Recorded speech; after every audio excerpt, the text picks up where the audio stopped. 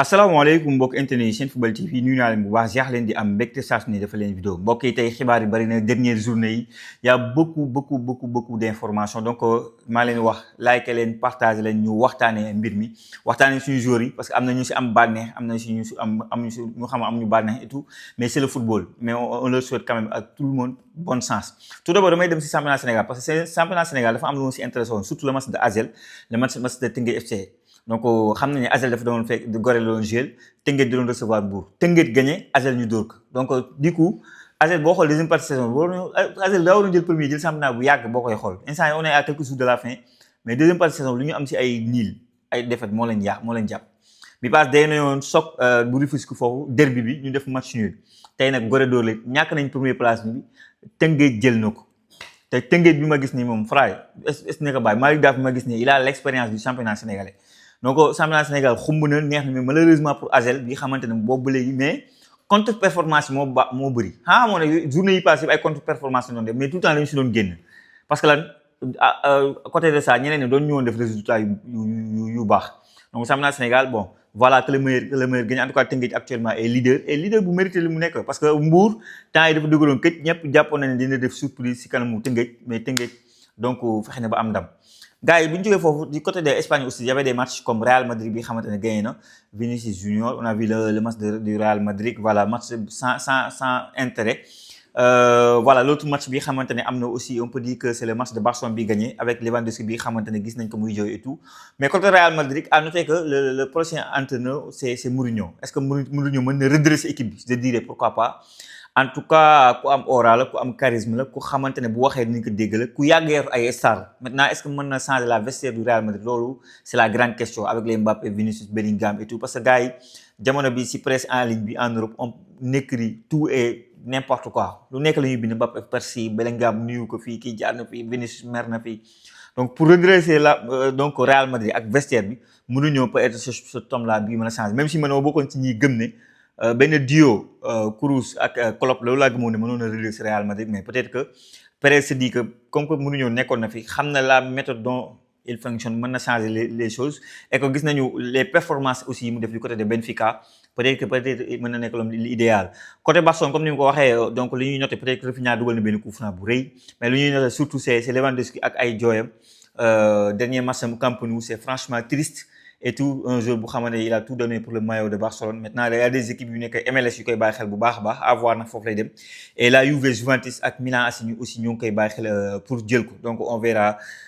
ni muy mujj à noter que y avait benn duel sénégalais entre Rayo Vallecano ak Villarreal donc ñoom tamit joué nañ foofu loolu lañ mën a wax côté Espagne bu ñu demee côté Angleterre le match bi xamante ne ñun peut-être intéressé woon nañu mooy le match de El Hadji Malick Diouf est-ce qu'ils vont s'en sortir donc tey jii seen match bi ñu joué continue Newcastle malheureusement dañ leen gagné et défaite bu bonne la pour ñoom El Hadji Malick Diouf actuellement voilà waa Tottenham ñooy joué mardi Tottenham s'ils gagnent ils sont officiellement donc en championship deuxième division El Hadji Malick Diouf foofu la jëm donc maa ngi gis ne Youssoupha Mbodj bi nekk du côté de fële Slavia Prague bi xamante ne El Hadji Malick Diouf moo ko remplacé foofu West Ham donc kooku la ñu bëgg a jënd ça veut dire que ñoom ils sont prêts moom déjà ils commencent à penser que ne l'année prochaine El Hadji Malick Diouf va certainement dem Liverpool Chelsea wala beneen équipe parce que bu ñu demee ba di ko seetal ki ko war a remplacer te club boobu lañu jëndee woon El Hadji Malick Diouf te kooku moo remplacé El Hadji Malick Diouf Slavia Prague ñu dem di contacter kooku pour jël ko ça veut dire que dans leur tête West Ham il se voit déjà du côté de championship surtout après la défaite d'Arsenal pour man mentalement ça a fait quelque chose quoi ça a fait quelque chose et que voilà dina métti ci ñoom trop il faut que benn contre-performance même si bon le match de West Ham aussi yombul c'est Chelsea même si Chelsea moom est très malade après gis ngeen finale bi ñàkk nañ seen finale bi xamante moom rek moo leen desewoon ci saison bi xam finale Coupe d'Angleterre mais voilà je vois mal El Hadji Malick Diouf ak équipe am génne si. L'autre match bi xamante ne amoon na c'est Sunderland bu ñoom donc Habib Diarra bi débuté sur le banc côté ça Iliman Ndiaye titulaire un match boo xamante ne 3-1 le Sunderland gagné kii suñu Habib Diarra donc deuxième mi-temps la dugg et Moïse nag génn na kaas concernant Iliman Ndiaye nee na soit occasion yooyu c'est pas normal mu koy rater quoi et souvent quand on dit ça c'est parce qu'on aime Iliman Ndiaye c'est pourquoi on dit ça mais bu dul woon loolu duñ ci wax donc lii Sénégalais yi wax yëpp mooy dëgg et on va en Coupe du Monde et on aura besoin de Iliman Ndiaye à niveau bu xamante ne voilà bu acceptable certes les dribbles sont bons certes donc am lucidité war a nekk def la marqué ñëwaat offensivement andi doo am lucidité benn parfois mën na am mais il faut dire la vérité quand même Iliman Ndiaye doit être plus décisif s'il veut démb on a donné dinaa ñëwaat si Jackson le meilleur joueur du côté de fële ni ñu koy waxatee Allemagne on l'a donné à Olivier mais Olivier c'est 27 passes décisives ce mois c'est extraordinaire même si bon voilà quoi c'est-à-dire l'écart des joueurs et pourtant techniquement tu te dis Iliman techniquement gars yi appelé wuñu ko dara mais là où gars yi ñoo ko appelé gars yi ils sont beaucoup plus décisifs et donc le football mondial si tu aspires à jouer les Manchester City les top clubs là xam nga il faut que au moins c'était sur le plan offensif que tu sois plus décisif donc Iliman Ndiaye bi ma gisee tey entraîneur moins génn kaas wax loolu noonu man franchement bëttuma donc duñ koy wax rek na yokk cere doole ñeex et que mu xam ne là où les Sénégalais ñu ngi koy xaar mooy mu être décisif que ça soit but que ça soit passe décisif donc l'autre match bu am intéressant bu ñu mën a wax c'est plutôt Ismaïla Sarr le gars il marque encore un but Ismaïla Sarr c'est plus de 25 buts cette saison c'est toute compétition confondue et sur un penalty xam nga rien à dire avec Crystal Palace là ils sont en train de préparer donc la finale bi xamante ne mooy conférence ñu mag Rayo Vallecano bu Pathé 6 am nañu tamit match championnat xam nga bu xamante ne qui sera très important pour Arsenal bi xamante ne il cherche pour jël coupe bi parce que Arsenal xam nga ne dernière journée Crystal Palace lay fekk ji donc peut-être que y a deux choses à voir ñoom Ismaïla Sarr ils vont préparer certainement la finale c'est le plus important ils sont sûrs d'être en première ligue l'année prochaine donc il y a pas de débat par rapport à ça et donc la finale là c'est plus important que tout dinañ am benn Arsenal bu xamante ni gagné rek lay gis du gis leneen donc loolu match bu xamante ne dina intéressé ñu bëri mais lu ñuy nemmee ko rek mooy Ismaïla Sarr le niveau qu'il a actuellement wàccewul baissewul benn yoon et li ñuy laaj ci moom mooy na ko continuer na gën a liggéey na gën a doxal li ñu mel mu ñëw confirmer que en coupe du monde ce sera intéressant pour tous les Sénégalais gis Ismaïla Sarr à ce niveau là donc gars yi voilà bu ñu jógee côté foofu nag dañuy dem donc côté France y avait trop de matchs bu doon daw en même temps dernière journée très important pour nos Sénégalais muy Habib Beye côté Marseille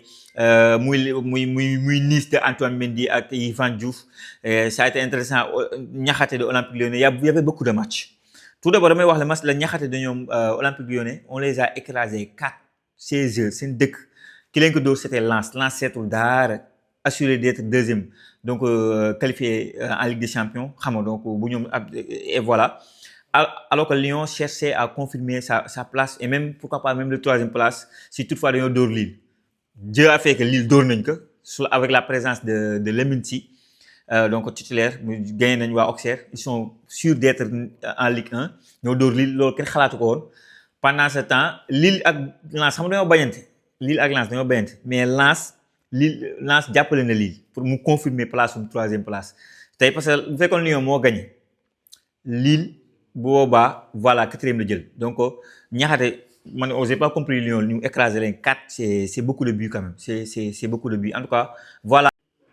en tout cas Lamine Camara ñaari buts rafet na et on va attendre l'année prochaine comme ni ma ko waxee si bu fekkee Lens dafa jël Europa League bi Lens bu fekkee dafa jël Europa League bi kii mën na qualifier en conférence moom ñoom Lamine Camara te 7e place bi day mën a dem donc conférence donc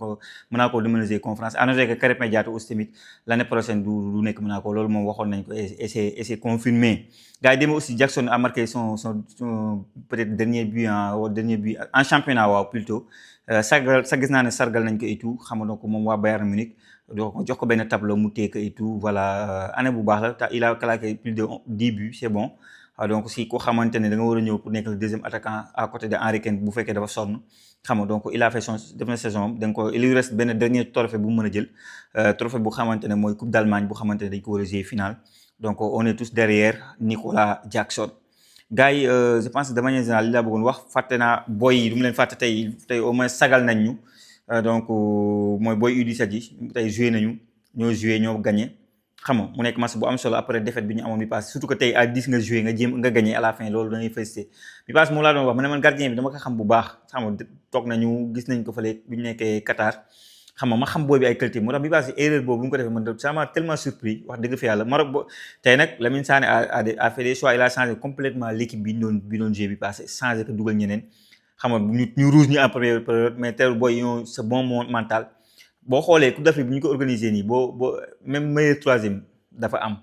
xam nga 3 points mën nga ko am sax dem dugg meilleur troisième xam nga mais bu ñu amee 4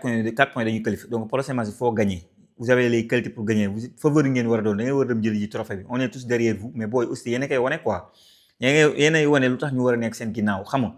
donc man sama yaakaar moom bu leen ko tas dama bëgg équipe bi qualifié war demaat fële ca Qatar loolu laa bëgg quoi bu leen demee Qatar ngeen jéem a jël trophée andi fii Sénégal c'est une possibilité mais pour loolu am foog les matchs en Afrique déjà ngeen gagné match yooyu noonu bu ñu jógee si match yooyu là on verra donc lan ngeen di décider quoi gars yi li ma nekkoon xibaar yi ma bëggoon partager ak yéen bàyyi leen ci commentaire yi ngeen wax ma seen xalaat ak seen gis-gis jaajëfal naa leen wax leen beneen su Senfootball TV. donc da ngay gis ne lu bëri xew na championnat France franchement donc voilà loolu laa mën a wax si Lyon bi xamante ne voilà dina mujj qualifié 4e place et voilà leneen yeneen match yi xamante ne mën nañ ko wax mu concerne nañu c'est Yvan Diouf dama koy yërëm Yvan Diouf quoi ni Yvan Diouf bu gagnoon match génnoon na si quoi mais Yvan Diouf nous dañoo def match nul ak match bi jël ndaare Yvan Diouf ñoom Antoine Mendy ndaare instant barrage lañu dem ñu war a dee ak Saint-Étienne te Yvan Diouf lii c'est pas la première fois mu dal ko xam nga am na année bi mu nekkee Reims noonu dernière année Reims dafa dem finale Coupe de France ba pare jouer barrage ñàkk finale Coupe de France ñàkk barrage wàcc bii nii am na finale Coupe de France ñoom ak Lens ba pare donc mu rejeté barrage instant yi c'est Yvan Diouf leen yëm match moom waru mën a ñëw foog di nil biir Nice mu ngeen ñu fa ñëw di fa mat non Yvan Diouf franchement c'est malheureux quoi man Yvan Diouf laa yërëm quoi Yvan Diouf ak Antoine Mendy dama leen yërëm si loolu trop sax dama découragé bi ma gisee résultat wax dëgg fa yàlla yeneen match yi am selan mooy Habib Beye enfin on peut retrouver le sourire Mohamed peut retrouver le sourire parce que saa yi demoon naa ba gedde équipe bi wax dëgg fa yàlla parce que déception la am quoi man sama maanaam yaakaar bi ma amoon ak yaakaar fi mu mujjee mooy loolu quoi mais Habib Beye a réussi quand même parce que nag Habib Beye ñëpp mën leen la dóor ba mu des ren wala raw yow bi ngay dem ren daa am foo ko bàyyoon ren dema ba man la ñëw man la raw yow ren war la ku ne mën na la gagné nag mais ren moom du la gagné saa yi bekkanam la si teg tey moo tax Marseille deuxième minute ñu la ko caay Ayoub dugal ñooy déet ñu def suñu 2-0 guur yi ñu ñëwaat dugalaat Aubameyang 2-3-0 à un moment donné ñoom ñu dugal 3-1 donc finalement ñun 5e place on est qualifié direct en Europa League au moins c'est ça au moins c'est voilà benn satisfaction voilà maintenant bon est-ce que dañ ko fa bàyyi je commence à changer avis après la victoire d'aujourd'hui je me dis pourquoi pas joueur yi bu ñu nekkee bokkee benn direction Habib Beye ñu bàyyi ko ak xelam mu sell mu jël joueur yi mu bëgg l'année prochaine est-ce que du tane parce que milieu de saison la jëlee Marseille et loolu moo tax mu compliqué quoi en tout cas daal c'est aux dirigeants de l'OM de décider et Habib Beye a fait un très bon résultat franchement beneen résultat bu ñu mën a wax c'est le Havre téye nañ ko bu ñu toogee c'est grâce à Mory Diaw moo jàpp penalty wu Bamba Dieng c'est grâce à lui ñoom ils sont sûrs d'être en Ligue 1 l'année prochaine ça c'est Mory Diaw pendant ce temps il est super heureux pendant que muy wax ne Nice ak seen kii malheureux ak Yvan Diouf ak Antoine Mendy ils sont malheureux pendant ce temps Mory Diaw Rassoul Ndiaye Issa Soumaré ils sont tous heureux di waaye di tàccu di xam nga yaa ma gën a di jubilé nga xam ne ñii tey dañoo am mbégte donc des résultats yu doy waar côté championnat France et non Lyon franchement voilà à part Antoine ak loolu ak suñu gaynde yi suñu gaynde yi ñoom match yi xam nga xamoon nañ ne wàcc nañ beneen match bi Nantes tamit xamoon nañ ne wàcc na bu yàgg xam nga tey catastrophe la ñu suspendre match bi ñu supporter yi arrêté match bi moo tax loolu du Afrique rek ngay gis donc il y avait énormément de choses qui se sont passées côté Ligue 1 franchement des bouleversements d'un peu partout mais li ñuy noter rek mooy suñu gaynde yi Lens Abdallah Sima Malang Sarr xam nga ils sont en Ligue des Champions la 3e place c'est Lille amuñu fa Sénégal la 4e place Lyon Niakhaté il sera en kii ni ñu koy waxatee 4e préliminaire Ligue des Champions 5e donc Olympique de Marseille il va donc en Europa League et keneen 7e bi c'est Rennes mooy 6e 7e bi c'est Monaco dóoroon 4 et quelques ñu fekk leen fa 5-4 doo comprendre et pourtant Lamine Camara avait marqué 2 jolis buts doublé la laal Lamine Camara tey yaram dafa tàng jër Lamine Camara ñaar la dugal xam nga donc da ngay gis ne voilà dafa élever le niveau ay tirs yu rafet mais malheureusement dañ leen mujj a gagné 5-4 ñoom instant yi lu ñuy espérer mooy kii nii ni ñu koy waxatee Lens gagné Nice bu gagné Nice